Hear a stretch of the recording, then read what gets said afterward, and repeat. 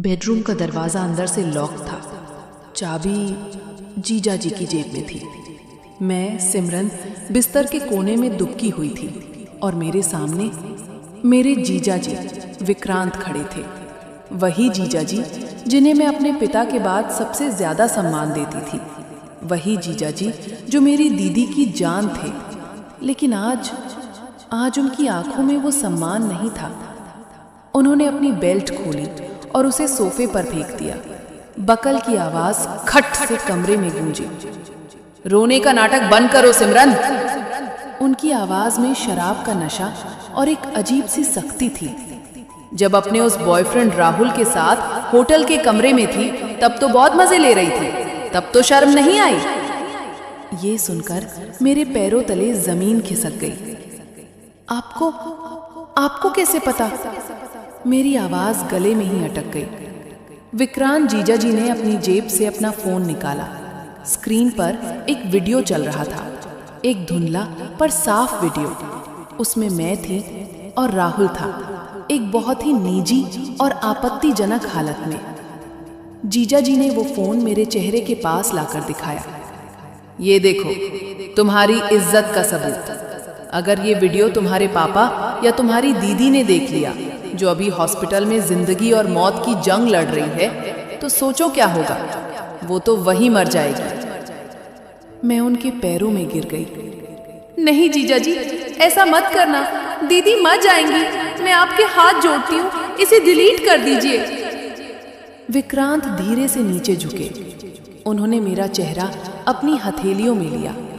उनका स्पर्श बहुत सख्त था। वीडियो तो डिलीट हो सकता है सिमरन, उन्होंने मेरी आंखों में देखते हुए कहा, और उनकी नजरें मेरे चेहरे से नीचे फिसलती हुई मेरे गले तक आ गई। पर हर चीज की एक कीमत होती है। क्या कीमत? मैंने कांपते हुए पूछा। उन्होंने मेरे कान के पास अपने होंठ लगाए और फुसफुसाए। साली तो आधी घरवाली होती है ना। आज तुम्हारी दीदी यहाँ नहीं है, उनका हक तुम्हें अदा करना पड़ेगा। आज की रात तुम्हें मेरी होना पड़ेगा। अगर सुबह तक तुमने मुझे खुश कर दिया तो ये वीडियो डिलीट, वरना कल पूरा खानदान तुम्हारा तमाशा देखेगा। मेरे सामने दो रास्ते थे, या तो अपनी इज्जत गवा दूं या अपने परिवार की जान ले लूं। एक बंद कमरा, एक ब्लैकमेलर जीजा और मेरी मजबूरी। आखिर मैं इस नर्क में कैसे फंसी? चलिए कहानी को शुरुआत से बताती हूँ। मेरा नाम सिमरन है, उम्र 21 साल। मैं कॉलेज के फाइनल ईयर में हूँ। हम दो बहनें हैं। मेरी बड़ी दीदी प्रिया मुझसे 5 साल बड़ी हैं। उनकी शादी को 3 साल हो चुके थे। मेरे जीजा जी विक्रांत एक बहुत ही सुलझे हुए और हैंडसम इंसान थे। उनका अपना कपड़ों का शोरूम था। वो मुझे अपनी सगी बहन की तरह मानते थे, या कम से कम मुझे अब तक यही लगता था। दीदी प्रेग्नेंट थी, 8वां महीना चल रहा था। घर में खुशियों का माहौल था। लेकिन उस शाम अचानक दीदी की तबीयत बिगड़ गई। उनका ब्लड प्रेशर बहुत बढ़ गया और वो बेहोश हो गई। घर में हड़कंप मच गया। जीजा जी और मेरे मम्मी पापा उन्हें तुरंत शहर के बड़े हॉस्पिटल ले गए। डॉक्टर ने कहा कि हालत नाजुक है और उन्हें आईसीयू में रखना पड़ेगा। मैं भी हॉस्पिटल में थी। रो रो कर मेरा बुरा हाल था। रात के करीब 8 बज रहे थे। मौसम बहुत खराब हो रहा था। आसमान में काले बादल ऐसे घिराए थे जैसे कोई बहुत बड़ा अपशकुन होने वाला हो। जीजा जी मेरे पास आए। उनके चेहरे पर तनाव था। सिमरन, उन्होंने कहा, डॉक्टर ने कहा है कि आज की रात बहुत क्रिटिकल है। मैं और तुम्हारे मम्मी पापा यहीं हॉस्पिटल में रुकेंगे, पर घर पर ताला लगा है, वहाँ कैश रखा है और दीदी की कुछ ज़रूरी रिपोर्ट्स भी घर पर ही छूट गई हैं। अगर इमरजेंसी में ज़रूरत पड़ी तो दिक्कत हो जाएगी। तो मैं क्या करूँ जीजा जी? तुम घर जाओ, घर पर रुको, मैं तुम्हें चाबी देता हूँ। अगर मुझे किसी चीज़ की ज़रूरत होगी तो मैं फ़ोन करूँगा। और वैसे भी यहाँ भीड़ भाड़ में तुम कब तक खड़ी रहोगी? घर जाकर आराम करो, और खाना बना लेना, शायद सुबह हम में से कोई आए। मुझे उनकी बात सही लगी। मम्मी पापा भी परेशान थे, मैं उन पर बोझ नहीं बनना चाहती थी। मैंने चाबी ली। ठीक है जीजा जी, मैं चलती हूँ। मैं हॉस्पिटल से निकली और कैब लेकर जीजा जी के घर की तरफ चल दी। रास्ते में बारिश शुरू हो गई, और बारिश भी ऐसी कि कुछ ही मिनटों में सड़कों पर पानी भर गया। जब मैं जीजा जी के घर शांति विला पहुंची तो रात के 9 बज चुके थे। वो एक 2 मंजिला बड़ा घर था। मोहल्ला थोड़ा पौश था, इसलिए सड़कें सुनसान थी। मैंने ताला खोला और अंदर गई। घर में गुप अंधेरा था, शायद बारिश की वजह से लाइट चली गई थी। मैंने फोन की टॉर्च जलाई। घर बिल्कुल वैसा ही था जैसा दीदी ने छोड़ा था। सोफे पर कपड़े बिखरे थे, डाइनिंग टेबल पर सुबह की चाय के कप रखे थे। सब कुछ सामान्य लग रहा था। मैंने कपड़े बदले और दीदी की एक पुरानी नाइटी पहन ली, क्योंकि मेरे पास अपने कपड़े नहीं थे। वो नाइटी मुझे थोड़ी ढीली थी और उसका गला भी थोड़ा बड़ा था। मैंने ऊपर से चुन्नी ओढ़ ली। मैं किचन में गई और अपने लिए मैगी बनाने लगी। तभी बाहर गेट पर किसी गाड़ी के रुकने की आवाज आई। मैंने खिड़की से झांका। जीजा जी की कार थी। मैं हैरान हुई। जीजा जी तो हॉस्पिटल में रुकने वाले थे, वो यहाँ क्या कर रहे हैं? क्या दीदी ठीक है या कुछ बुरा हो गया? मेरा दिल जोर जोर से धड़कने लगा। मैं दौड़कर मेन गेट पर गई और दरवाजा खोला। सामने विक्रांत जीजा जी खड़े थे। वो पूरी तरह भीगे हुए थे। उनके बाल माथे पर चिपके थे। उनकी सफेद शर्ट बारिश के पानी से पारदर्शी हो गई थी। लेकिन जिस चीज ने मुझे सबसे ज्यादा डराया वो थी उनके खड़े होने का तरीका। वो लड़खड़ा रहे थे और उनसे शराब की बहुत तेज बदबू आ रही थी। जीजा जी, आप? मैंने पूछा। दीदी कैसी हैं? उन्होंने कोई जवाब नहीं दिया। वो बस मुझे देखते रहे, ऊपर से नीचे तक। टॉर्च की रोशनी में मैंने उनकी आंखों में देखा। उन आंखों में आज वो फिक्र नहीं थी जो हॉस्पिटल में थी। उन आंखों में एक अजीब सी चमक थी, एक ऐसी चमक जो मैंने अक्सर सड़क चलते आवारा लड़कों की आंखों में देखी थी, पर अपने जीजा जी की आंखों में कभी नहीं। अरे सिमरन, उन्होंने लड़खड़ाते हुए कहा और एक अजीब सी मुस्कान दी। दीदी ठीक हैं, तुम अपनी फिक्र करो। वो मुझे लगभग धक्का देते हुए अंदर घुसाए। दरवाजा बंद कर दो, हवा आ रही है, उन्होंने हुक्म दिया। मैंने डरते डरते दरवाजा बंद किया और कुंडी लगा दी। यही मेरी सबसे बड़ी गलती थी। मैंने शेर के साथ खुद को पिंजरे में बंद कर लिया था। जीजा जी सीधे सोफे पर जाकर गिर गए। उन्होंने अपने जूते उतारे और मोजे वहीं फेंक दिए। पानी लाओ, उन्होंने कहा। मैं किचन में गई। मेरे हाथ कांप रहे थे। जीजा जी ने शराब पी रखी है। उन्होंने तो आज तक कभी हमारे सामने नहीं पी, और वो भी तब जब दीदी हॉस्पिटल में है। ये सब क्या हो रहा है? मैं पानी का गिलास लेकर लौटी। वो अपनी शर्ट के बटन खोल रहे थे। गर्मी लग रही है, वो बड़बड़ाए। मैंने गिलास मेज पर रखा और दूर खड़ी हो गई। जीजा जी, आपको हॉस्पिटल नहीं जाना चाहिए? मैंने हिम्मत करके पूछा। क्यों? उन्होंने एकदम से सिर उठाकर मुझे देखा। वहां तो तुम्हारे माँ बाप है ना सेवा करने को। मैं थक गया हूं, मुझे आराम चाहिए। और वैसे भी वो उठे और मेरी तरफ एक कदम बढ़ाया। जब घर में इतनी खूबसूरत साली हो तो कोई आदमी बाहर क्यों जाए? ये सुनकर मेरे रोंगटे खड़े हो गए। ये वो क्या बोल रहे थे?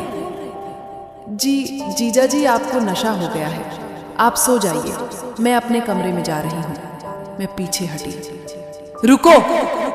उनकी आवाज ने मुझे वहीं जमा दिया। मेरे सिर में बहुत दर्द है और पैरों में भी। दिन भर भागा दौड़ी की है।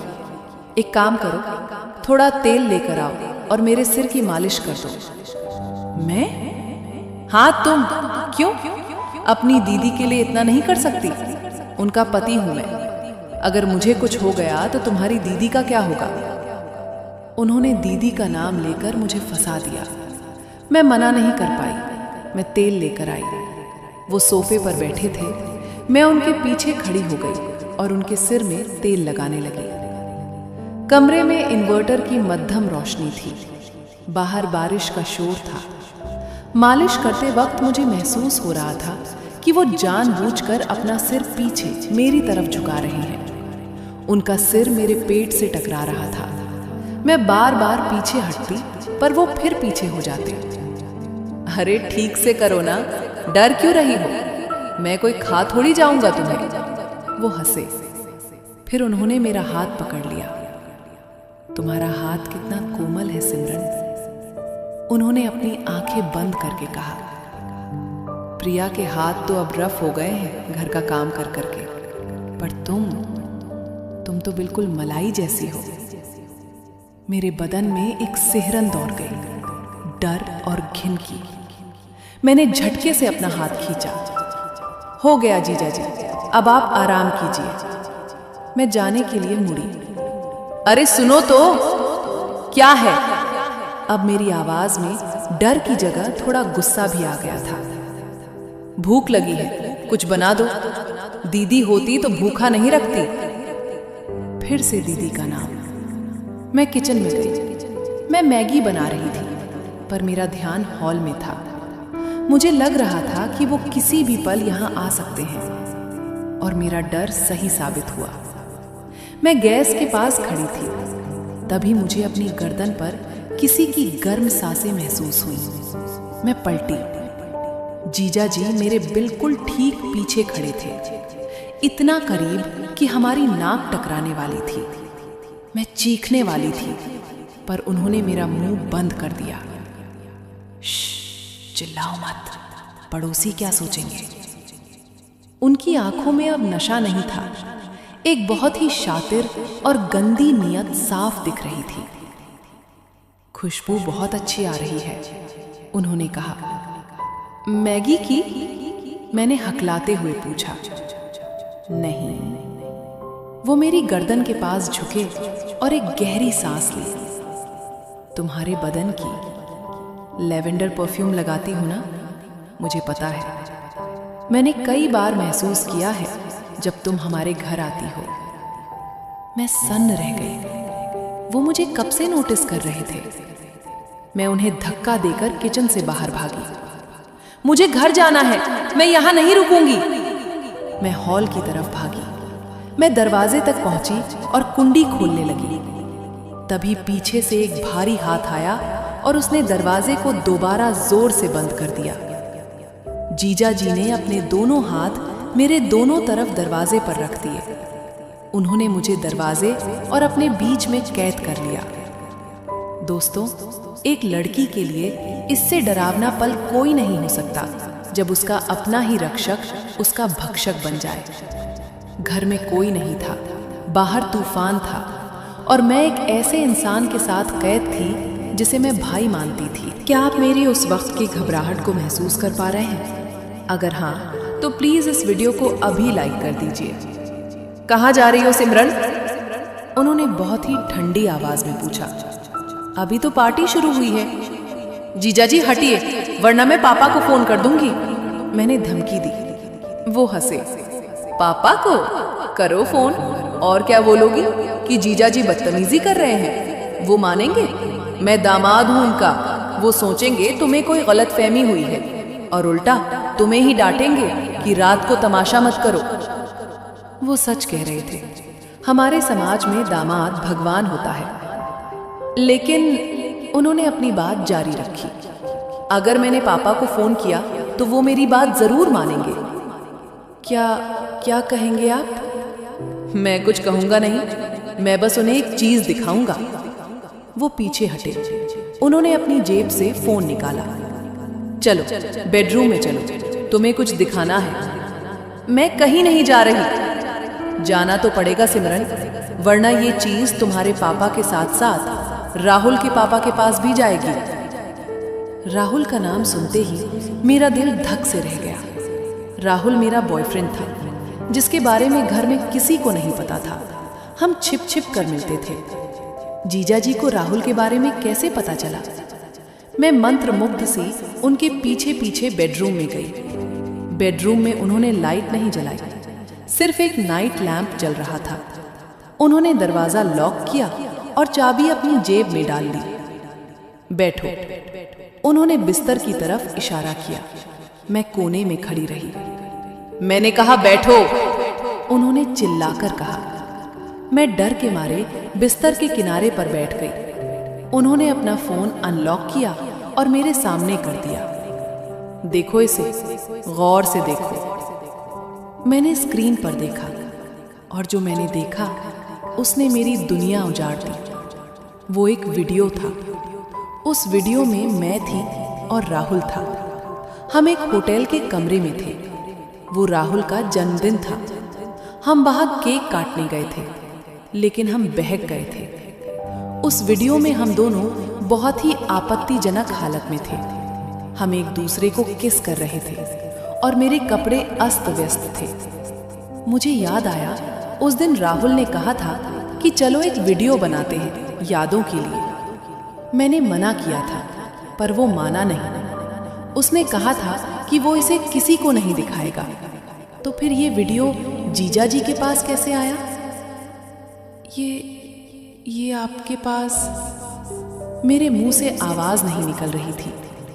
जीजा जी मुस्कुराए। तुम्हारे उस आशिक राहुल ने भेजा है मुझे। नहीं नहीं, मुझे नहीं, उसने अपने दोस्तों के ग्रुप में भेजा था, शेखी बघारने के लिए कि देखो मैंने सिमरन को कैसे फंसाया। इत्तेफाक से उस ग्रुप में मेरा एक दोस्त भी था, उसने मुझे भेजा। नहीं, राहुल ऐसा नहीं कर सकता। मैं रो पड़ी। वो मुझसे प्यार करता है। प्यार? जीजा जी जोर से हंसे। अरे पगली, लड़के ऐसे ही होते हैं। काम निकला और वीडियो वायरल। वो तो तुम्हें बदनाम कर रहा है पूरे शहर में। मैं टूट गई। जिस राहुल पर मैंने इतना भरोसा किया, उसने मेरी इज्जत का तमाशा बना दिया। अब सोचो सिमरन, जीजा जी ने गंभीर होकर कहा, अगर ये वीडियो तुम्हारे पापा ने देख लिया तो उनका तो हार्ट फेल हो जाएगा। और तुम्हारी दीदी, वो तो हॉस्पिटल में ही मर जाएगी। तुम्हारी एक गलती पूरे परिवार को खत्म कर देगी। मैं उनके पैरों में गिर गई। जीजा जी, मुझे बचा लीजिए। प्लीज ये वीडियो डिलीट कर दीजिए। मैं मर जाऊंगा।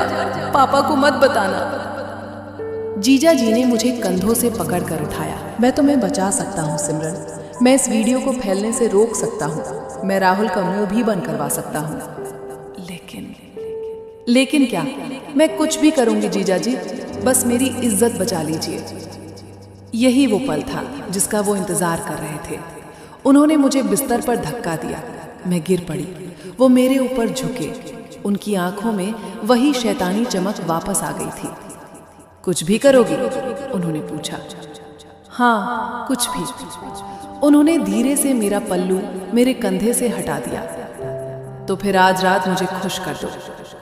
मैं सन्न रह गई। क्या? तुमने सुना मैंने क्या कहा? देखो सिमरन, तुम कोई दूध की दूली तो हो नहीं। राहुल के साथ सब कुछ कर चुकी हो, तो जीजा से क्या परहेज? मैं तो घर का आदमी हूँ, बात घर में ही रहेगी। छी, आप कितनी घटिया हैं। आप मेरी दीदी के पति हैं। उनके चेहरे पर गुस्सा आ गया। उन्होंने मेरा जबड़ा पकड़कर दबाया। दीदी दीदी दीदी की रट लगा रखी है। वो तो हॉस्पिटल में पड़ी है। यहाँ मैं हूँ और तुम हो, और ये वीडियो है। सौदा सीधा है सिमरन, एक रात मेरे नाम, और ये वीडियो हमेशा के लिए डिलीट। सुबह तुम अपने घर, मैं अपने घर, किसी को कुछ पता नहीं चलेगा। लेकिन अगर तुमने ना कहा, उन्होंने फोन पर सेंड बटन पर उंगली रखी, तो ये वीडियो अभी के अभी तुम्हारे पापा के पास जाएगा। बोलो, क्या मंजूर है? मैं बुरी तरह रो रही थी। मेरे पास कोई रास्ता नहीं बचा था। अगर मैं ना कहती हूँ तो पापा मर जाएंगे। अगर हाँ कहती हूँ तो मेरी आत्मा मर जाएगी। जीजा जी ने अपनी शर्ट उतार दी।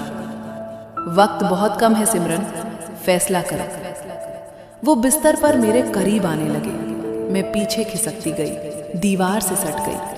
उन्होंने लाइट बंद कर दी। अब कमरे में सिर्फ अंधेरा था और उनकी डरावनी परछाई।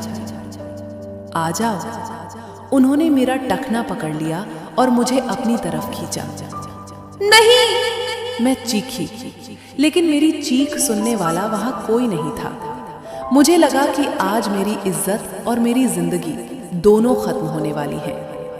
लेकिन उस बंद कमरे में अगले 15 मिनट में जो होने वाला था वो मेरी सोच से भी परे था।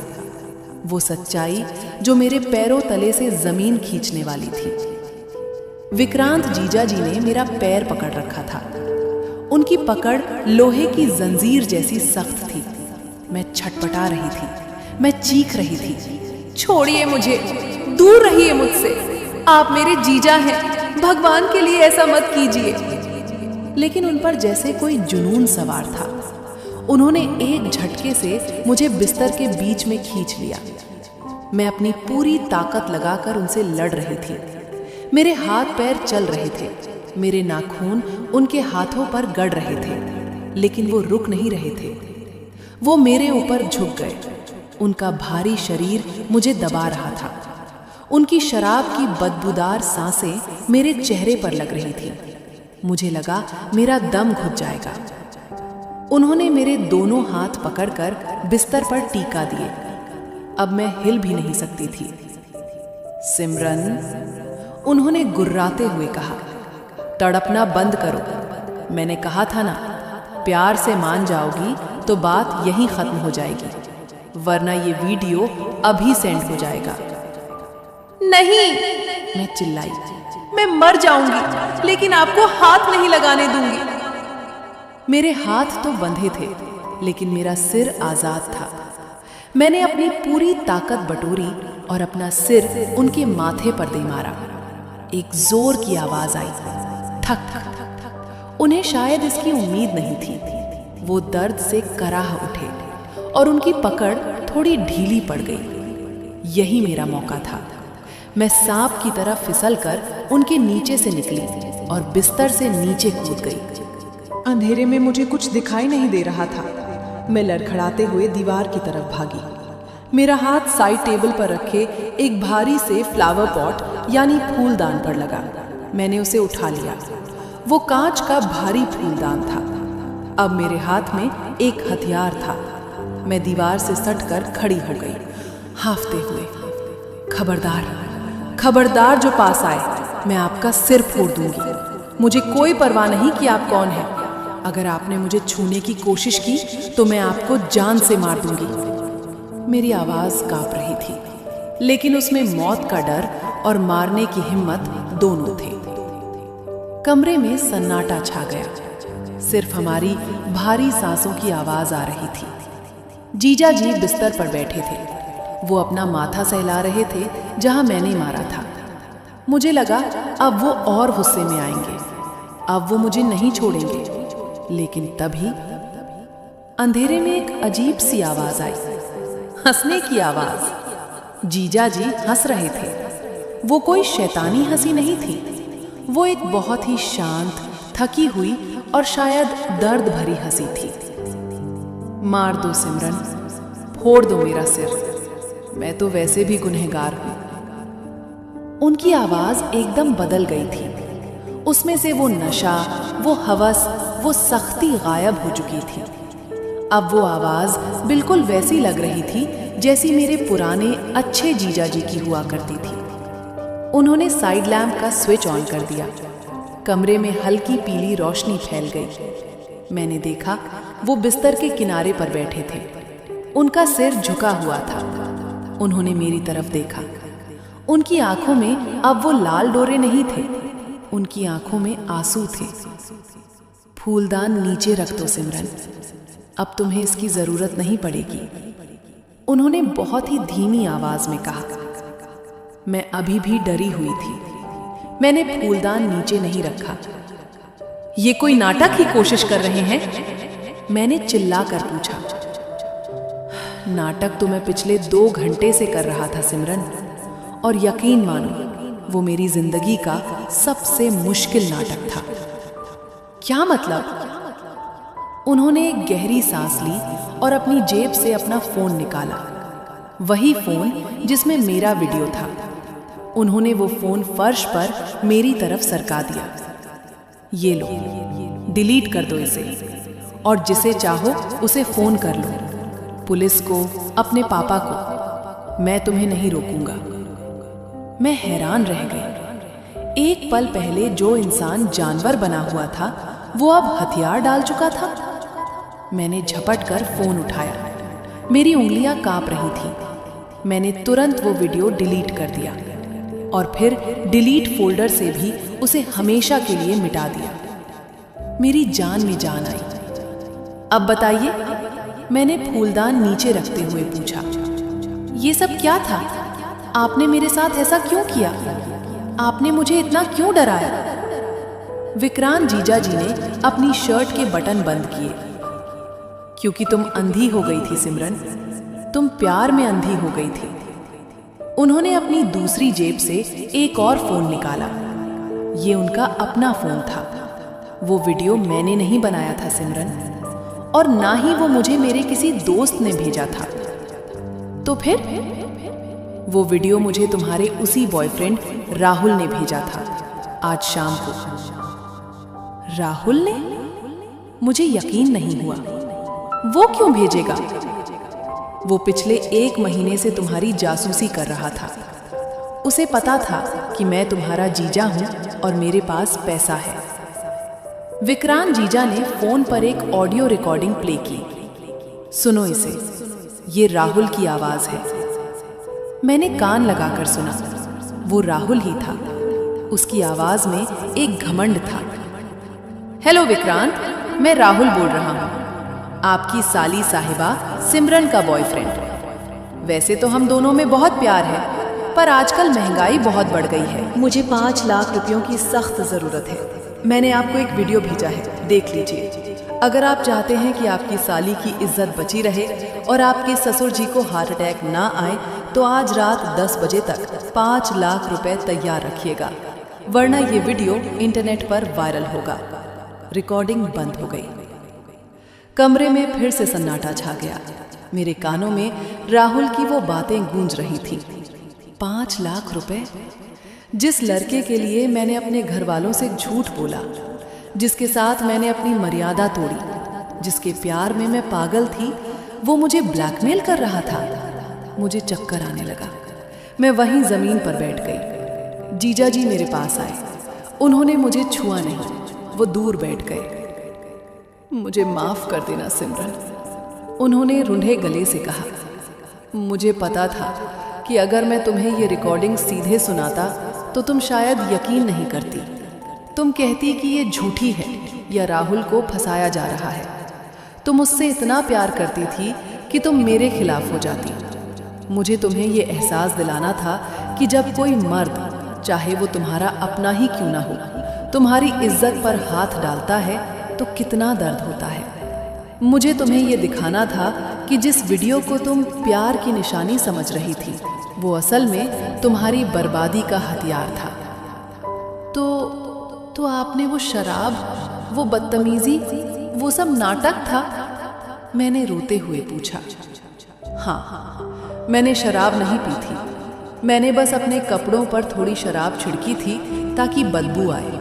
मुझे तुम्हें डराना था, इतना डराना था कि तुम जिंदगी में दोबारा कभी किसी लड़के पर आंख बंद करके भरोसा न करो। मैं चाहती थी कि मैं उन पर चिल्लाऊं, पर मेरे गले से आवाज नहीं निकल रही थी। उनका तरीका बहुत गलत था, बहुत क्रूर था, पर उनकी नीयत, उन्होंने मुझे बचाया था। अगर वो राहुल को पैसे दे देते और मुझे ना बताते तो राहुल फिर पैसे मांगता। अगर वो मुझे बता देते तो शायद मैं कोई गलत कदम उठा लेती। उन्होंने विलेन बनकर मेरी इज्जत बचाई थी। लेकिन जीजा जी, मैंने सुबकते हुए कहा, अब क्या होगा? राहुल तो पैसे लेने आएगा ना? विक्रांत जीजा जी के चेहरे पर अब एक सख्त भाव आ गया। वो आ रहा है, उसे मैंने कहा था कि घर पर कोई नहीं है, तुम आ जाओ। क्या वो यहाँ आ रहा है? मैं डर गई। हाँ, और आज उसका हिसाब होगा। तभी नीचे डोरबेल बजी। रात के 3 बज रहे थे। वो राहुल ही था। मैं कांपने लगी। जीजाजी खड़े हो गए। सिमरन, तुम इस कमरे में रहोगी। अंदर से कुंडी लगा लो। चाहे कुछ भी हो जाए, जब तक मैं ना कहूं बाहर मत निकलना। नहीं, मुझे डर लग रहा है। डरो मत। उन्होंने मुझे बेडरूम में बंद किया और खुद नीचे चले गए। मैं दरवाजे से कान लगाकर सुनने लगी। मेरा दिल हथौड़े की तरह धड़क रहा था। नीचे का दरवाजा खुलने की आवाज आई। अरे विक्रांत सर, पैसे तैयार है ना? ये राहुल की आवाज थी। वही आवाज जिससे मैं घंटों बातें करती थी। आज वो आवाज मुझे जहर लग रही थी। हाँ, तैयार है, अंदर आओ। फिर कुछ देर सन्नाटा रहा। शायद वो लोग लिविंग रूम में बैठ गए थे। तो वीडियो डिलीट कर दिया तुमने? जीजाजी ने पूछा। अरे सर, पैसे हाथ में आते ही डिलीट कर दूंगा। वैसे आपकी साली है बड़ी कमाल की, मजा आ गया था। राहुल हंसा। उसकी हंसी सुनकर मेरा खून खौल उठा। मन किया कि नीचे जाकर उसका गला घोट दूं। वैसे सर, एक ऑफर दूं? राहुल ने कहा। 5 लाख तो वीडियो के हैं। अगर आप 2 लाख और दे दें तो मैं सिमरन को आपके पास छोड़ जाऊंगा। आप भी मजे लीजिए। साली तो आधी घरवाली होती है। एक बहुत जोर की आवाज आई, जैसे किसी ने किसी को मारा हो। हरामखोर, तेरी इतनी हिम्मत! जीजाजी की दहाड़ सुनाई दी। धड़ाम, किसी के गिरने की आवाज। मेरी बहन के बारे में ऐसा बोलेगा? जान से मार दूंगा तुझे। नीचे लड़ाई शुरू हो गई थी। चीजों के टूटने की, चीखने की और मारने की आवाजें आ रही थीं। छोड़ो, छोड़ो मुझे! राहुल चिल्ला रहा था। मैं अब कमरे में नहीं रुक सकती थी। मैंने दरवाजा खोला और सीढ़ियों से नीचे भागी। लिविंग रूम का नजारा देखकर मैं सन्न रह गई। सेंटर टेबल टूटा पड़ा था, कांच बिखरा था। राहुल जमीन पर पड़ा था। उसके नाक और मुंह से खून बह रहा था और विक्रांत जीजाजी शेर की तरह उसके ऊपर बैठे थे और उसे घूंसे मार रहे थे। तेरी हिम्मत कैसे हुई उसका वीडियो बनाने की? कैसे सोचा तूने कि तू उसे ब्लैकमेल करेगा? जीजाजी का हाथ रुक नहीं रहा था। राहुल अधमरा हो चुका था। जीजाजी, छोड़ दीजिए, मर जाएगा ये, मैं चिल्लाई। जीजाजी रुके। वो बुरी तरह हाँफ रहे थे। उनके अपने हाथ से भी खून निकल रहा था। उन्होंने राहुल का गिरेबान पकड़कर उसे उठाया और सोफे पर पटक दिया। राहुल की हालत खराब थी। वो भीगी बिल्ली बन चुका था। उसने मुझे देखा। सिमरन, सिमरन, इसे रोको, मुझे जाने दो। मैं उसके पास गई। मैंने उसे एक जोरदार थप्पड़ मारा। ये थप्पड़ उस प्यार के लिए जो मैंने तुझसे किया था।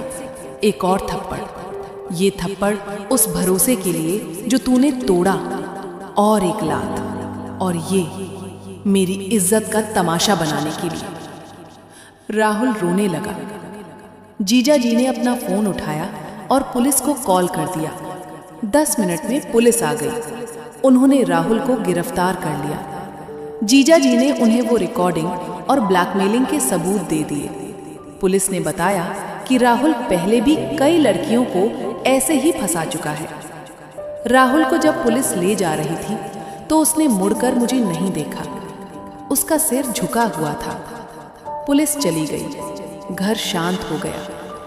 सुबह के 5 बज रहे थे। लिविंग रूम बिखरा हुआ था।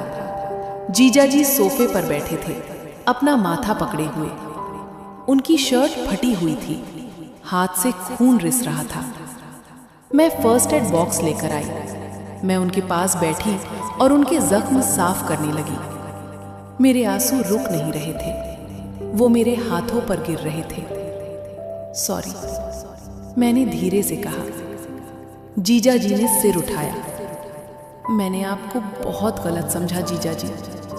मैंने आपको क्या क्या नहीं कहा, और आपने मेरे लिए इतना सब सहा। विक्रांत जीजा जी ने मेरा हाथ अपने हाथ में लिया। इस बार उनके स्पर्श में कोई डर नहीं था, सिर्फ अपनापन था। गलती तुम्हारी नहीं थी सिमरन, गलती उम्र की थी, और थोड़ी गलती हम बड़ों की भी थी कि हमने तुम्हें कभी दुनिया की असलियत नहीं बताई। उन्होंने मेरे आंसू पोंछे। देखो सिमरन, मैं तुम्हारा जीजा हूं। लोग कहते हैं जीजा साली का रिश्ता हंसी मजाक का होता है,